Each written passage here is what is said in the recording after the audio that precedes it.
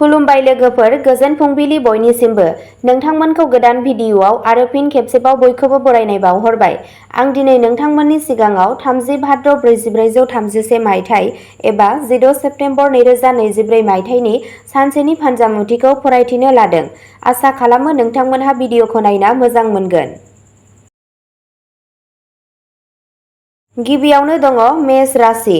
मेष राशिनि सुबुंफोरनि थाखाय दिनैनि साना सरासनस्रा जागोन।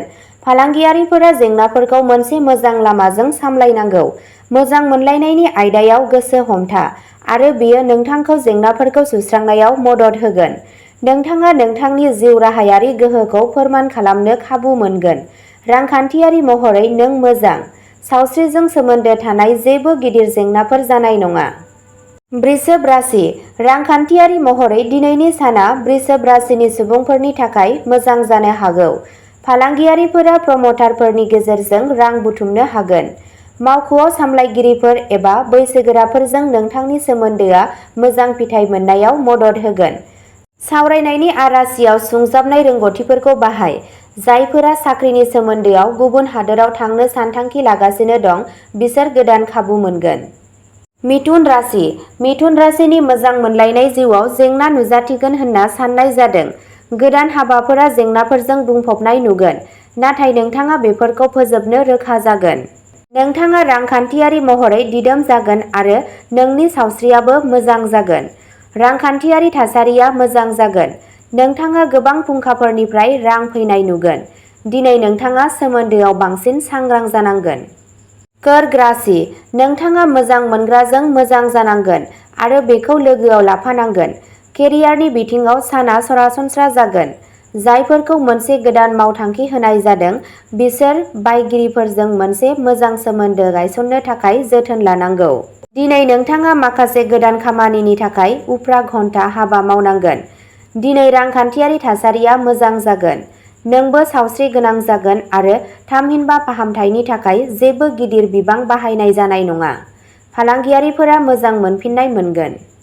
सिंह राशि। दिनैनि साना गावारि जौगानाय, जिउ राहानि दावगानाय आरो सोमोन्दोखौ साबसिन खालामनो गोबां खाबुफोर थागोन। गोदान मोनदांथिफोरखौ बोजबना ला आरो बेबादि सोलायनायनि थाखाय साखाफारा जा जाय दाजाबारि सोलायनाय लाबोनो हागौ। गोसो जानानै बायनायनिफ्राय गोजानाव था आरो गोलाव समनि रांआरि थांखिफोराव गोसो हो। कन्या राशि। दिनै जायफोरा सोमोन्दोआव दं, बिसोरनि थाखाय बे साना गावसोरनि मोनदांथिफोरखौ फोरमायनो आरो सोमोन्दोखौ गोख्रों खालामनो थाखाय मोनसे मोजां सान। नाङै खर्साफोरनि थाखाय नोजोर हो। जायखिजाया फिसा बेरामनि सायाव गोसो हो आरो बेखौ थाबैनो सुस्रां। खान्थि बायदियै ब्याम खालामनाय आरो पुष्टिगोनां आदारा नोंथांखौ गोहो गोनां आरो गोसो होबाय थागोन। तुला राशि। दिनैनि साना तुला राशिनि सुबुंफोरनि थाखाय मोनसे गोजोनथाव सान। जुदि नोंथाङा हारसिं, अब्ला नोंथाङा ओरैबायदि सुबुंखौ लोगो मोननो हागौ जाय नोंथांजों थारैनो गोसोआरि महरै गोरोबो। नोंथाङा नोंथांनि गोब्राब नाजानायनि थाखाय बाख्नायनाय मोननो हागौ आरो गोदान खाबुफोर नुजानो हागौ। नोंथाङा रां थिसननो एबा दोनथुमनो खाबु मोननो हागौ, जाय इयुनाव मुलाम्फा गोनां जानो हागौ। हाखु-दाखु खर्सा खालामनायनिफ्राय गोजानाव था आरो गावनि रांआरि रादायफोरखौ गोनांथि हो। वृश्चिक राशि। दिनैनि साना हानजायारि खामानि मावनाय आरो फोथायजाथाव लोगोफोरनिफ्राय बोसोन लानायनि थाखाय मोनसे मोजां सान।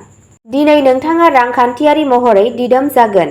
बेयो नोंथांनि रां बावजाखौ नायबिजिरनाय आरो गोलाव समनि रैखाथिखौ रोखा खालामनो थाखाय गोनां सोलाय-सोल' खालामनायनि मोनसे मोजां सम।